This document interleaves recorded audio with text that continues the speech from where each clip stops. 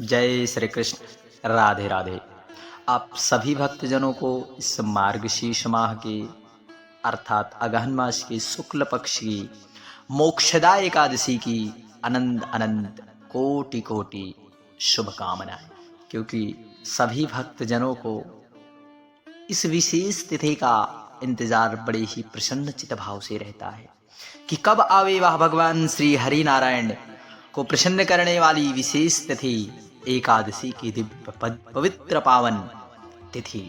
आज हम सभी भक्तजन एकादशी के महाव्रत का पालन बड़े ही निष्ठा भाव से भगवान के नामों के संकीर्तन में समर्पित होकर इस व्रत का पालन करेंगे बड़े ही निष्ठा भाव से, और एकादशी की कथा को भी श्रवण करेंगे।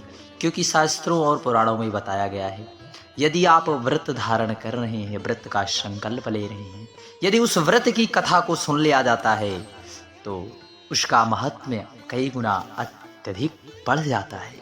आज पद्म पुराण के अनुसार इस मार्गशीर्ष मास के एकादशी के महाव्रत की कथा को श्रवण करने वाले हैं।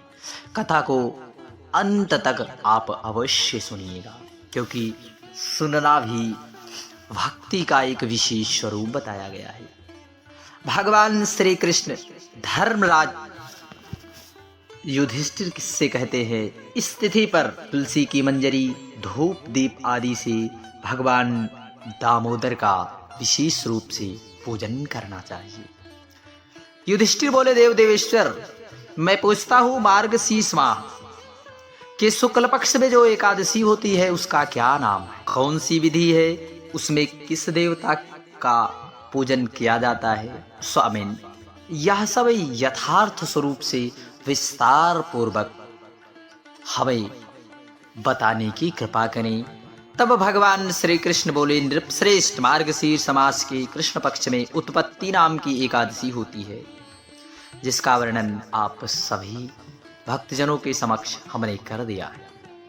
अब शुक्ल पक्ष के एकादशी का वर्णन आप अवश्य सुनिए। यह बातें भगवान श्री कृष्ण कहते हैं, और यही वह एकादशी है जिस एकादशी के व्रत की कथा को श्रवण मात्र से वाजपेयी यज्ञ का फल मिलता है। उस एकादशी का नाम मोक्षदा एकादशी है, जो सब पापों का अपहरण करने वाली है। राजन, यही वह एकादशी की तिथि है, और विशेष रूप से शास्त्रों में यह भी बताया गया है कि इसी तिथि पर भगवान श्री कृष्ण ने अर्जुन को गीता का भी उपदेश दिया था। इसीलिए इस तिथि को गीता जयंती के रूप में भी मनाई जाती है। इस दिन गीता जी के 11वें अध्याय का अध्ययन करना या पाठ करना विशेष फलदायी बताया गया। भगवान श्री कृष्ण आगे कहते हैं, उस दिन यत्न पूर्वक तुलसी जी की मंजरी तथा धूप दीप आदि से भगवान भक्तवत्सल करुणावत्सल दामोदर का पूजन करना चाहिए, और दशमी और एकादशी के नियम का पालन करना उचित है। मोक्षा एकादशी बड़े बड़े पातकों का नाश करने वाली है। उस दिन रात्रि में मेरी प्रसन्नता के लिए नृत्य गीत स्तुति के द्वारा जागरण करना चाहिए। जिसके पितर पापवश नीच योनि में पड़े हों, इसका पुण्य दान करने से मोक्ष को प्राप्त होता है। इसमें तनिक भी संदेह नहीं है। पूर्व काल की बात है, वैष्णव शिप विभूषित परम रमणीय चंपक नगर में वैखानस नाम के राजा रहा करते। वे अपनी प्रजा का पुत्रवत पालन किया। इस प्रकार राज्य करते समय उन्हें कई वर्ष व्यतीत हुए। एक दिन दैव संयोग से राजा ने एक दिन रात को स्वप्न में अपने पितरों को नीच योनि में पड़ा हुआ देखा। उन सबको इस अवस्था में देखकर राजा के मन में बड़ा विस्मय, बड़ी पीड़ा हुई। प्रातःकाल ही राजा ने ब्राह्मणों से उस स्वप्न का सारा हाल कह सुनाया।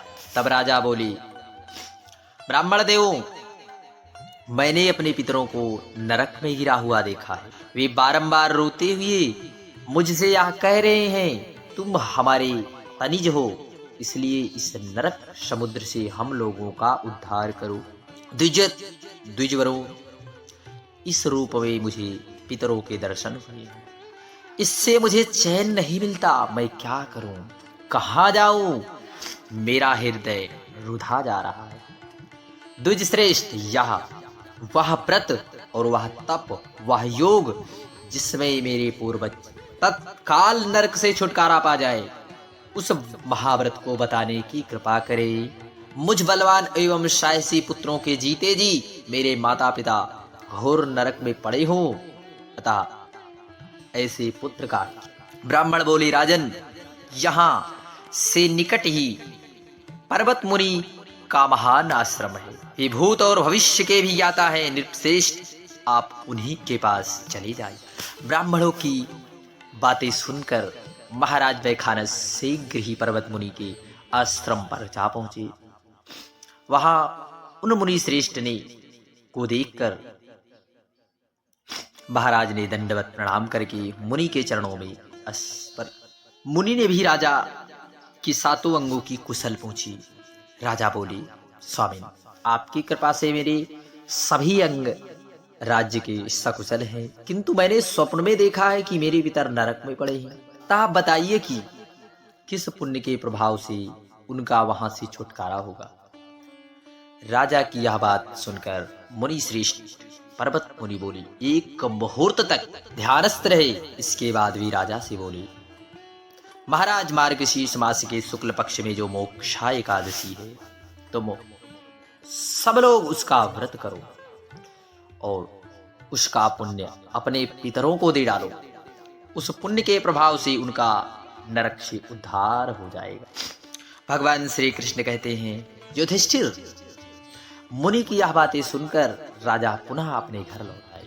जब उत्तम मार्गशीर्ष मास आया, तब राजा वैखानस ने मुनि के कथनानुसार मोक्षा एकादशी का व्रत करके रात्रि में जागरण किया और उसका पुण्य अपने पितरों को समर्पित किया। एकादशी की व्रत करके उनका पुण्य समस्त पितरों सहित पिता को दे दिया।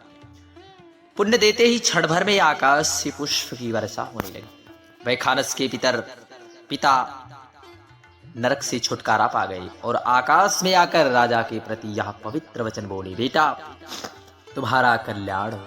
या कहकर वे स्वर्ग में चले गए। राजन, जो इस प्रकार कल्याणमयी मोक्षा एकादशी का व्रत करता है, उसके पाप नष्ट हो जाते हैं और मरने के बाद वह मोक्ष प्राप्त कर लेता है। यह मोक्ष देने वाली मोक्षा एकादशी मनुष्य के लिए चिंतामणि के समान समस्त कामनाओं को पूर्ण करने वाली यह एकादशी के महात्म्य की कथा। इस महात्म्य को पढ़ने और सुनने से वाजपेयी यज्ञ का फल मिलता है। हरे कृष्ण, राधे कृष्ण, जय श्री कृष्ण।